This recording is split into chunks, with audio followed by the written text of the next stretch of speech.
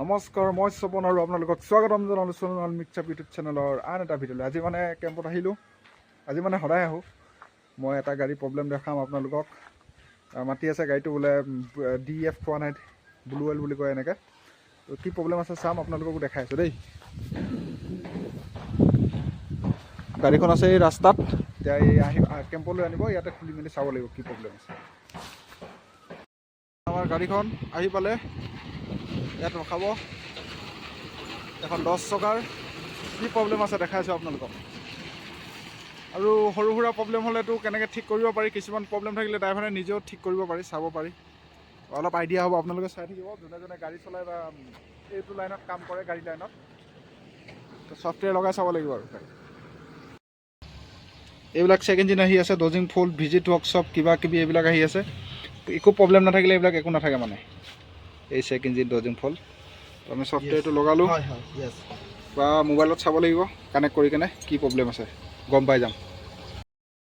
তো এইটো গাড়ীত ফল্ট ক'ড আহিছে 1682, মানে DEF ব্লু ৱেল লাইনৰ প্ৰেছাৰত অলপ প্ৰব্লেম আছে, মানে ইনপুট লাইনটোত কিবা প্ৰব্লেম আছে। বেলেগ একো প্ৰব্লেম নাই। মই চাইলেঞ্চাৰ জাম হৈছে বুলি ভাবিছিলোঁ।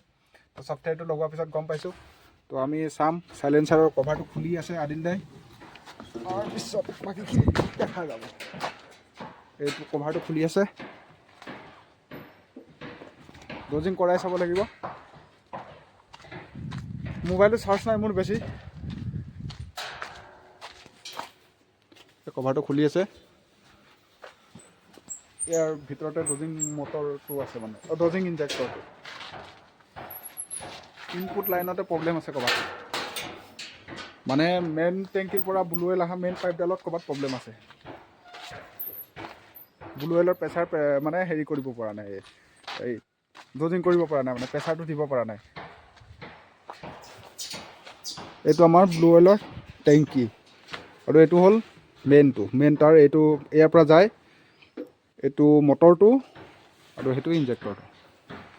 এইটো মেইন মটৰটো, এইটো, আৰু এইটো টেংকিটো। এনেকৈ DEF বুলি কয়, কিন্তু চবেই ব্লু ৱেল কৈ এইটো ব্লু ৱেলে হৈ গ'ল। সেইখনে ভাঙিছে মেইনখন। সেইখানে ভাঙাটো ফাইনেল, কিন্তু তাৰমানে এখন মাৰি খাইছি না ওলাই আহিছে এইটো বস্তু ওপৰৰ পৰা ওলাই আহিছে না, গম পাইছে না? যেতিয়া বহে আহি তলত গম পোৱা যাব। মানে যেতিয়া বহে আহি এনেকে বহে, গম পাইছে? সেইটো গুচি যায় না বস্তু। কোলাঘাট টুল বক্সটো এনেকুৱা এটা অৰ্ডাৰ দিব, ডিমাণ্ড দিব লাগিব। চব মাল থাকে না ইয়াতে। এইটো লৈ ঘূৰি থাকিলে আকৌ টেনশ্যন নালাগে তোমাৰ। তাকেইতো স্ক্ৰুড্ৰাইভাৰ দৰকাৰ নাই, গোটাই খালি প্লাছ পাত লৈ ঘূৰি থাক খালি। মাল্টিমিটাৰ এটা বছ। ঘৰৰ এছেম্বলি চেঞ্জ কৰিলে কি পাব লাভ ক'ত? এইটো ভাঙি গ'ল ক'ত ক'ত গেল চিনেমা, ক'ত গেল? নহ'ব এইটো মালটো আহিছে নতুন। আকৌ দিয়ক যে বস্তুটো কেনেকৈ ভাঙছে। আৰু বস্তুটো ভাঙিছে, এইটো লোডাৰত লাগি ভাঙিছে। লোডাৰত মানে সেই লোডাৰত এইটো লাগিছে, বনেটখন লাগিছে, মদগাখন লাগিছে, বেন হৈছে। তাৰপিছত ডাউন কৰোঁতে ইয়াত লাগিছে, এনেকৈ এইটো ভাঙি গৈছে। আৰু এইটো দামটো কিমান আছিল আমাৰ? বেছি নহয়, 35,000। এতিয়া আমি ফিটিং কৰিম, তাৰপিছত মটৰটো চলাই চাম। এই আৰু নতুন লৈ লগা নাই, ৰাজতক মাতি দিয়ক। তো মটৰটো আহিছে আমাৰ, লগালগ আহিল। কিন্তু এইবিলাক বস্তুবিলাক বহুত কষ্টলি হয়। এইটোৰ দাম 30,000, আৰু যিকোনো বস্তু 35,000। যিকোনো বস্তু মানে 30,000 তলত দামেই নাই, ইলেক্ট্ৰনিকৰ যিকোনো বস্তু হওক। তো বস্তুবিলাক বহুত কষ্টলি হয়। তো আমি এইটো এতিয়া নতুনটো লগাম, আৰু ছফ্টৱেৰ দি মানে মটৰটো ৰানিং কৰাই চাম। তো চাই থাকক আপোনালোকে।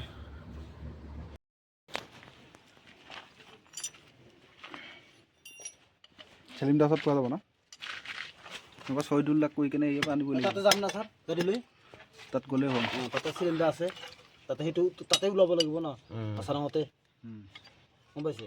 হ'ব, তাতে যাম, তাতে লগাই দিম সেইটো একবাৰে, নহয় হৈ যাব। তাৰ ইয়াৰ পৰা লৈ আহিছে।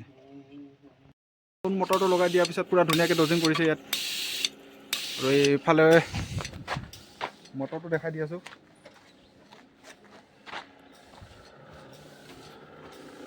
এইটো মটৰটো চাউণ্ড আহি আছে, এইটো ঘূৰিছে এবাৰ। এইটো প্ৰব্লেমটো আছিল, প্ৰব্লেমটো ছটাত হৈছে আৰু ইয়াতো একো চেক ইঞ্জিন নাই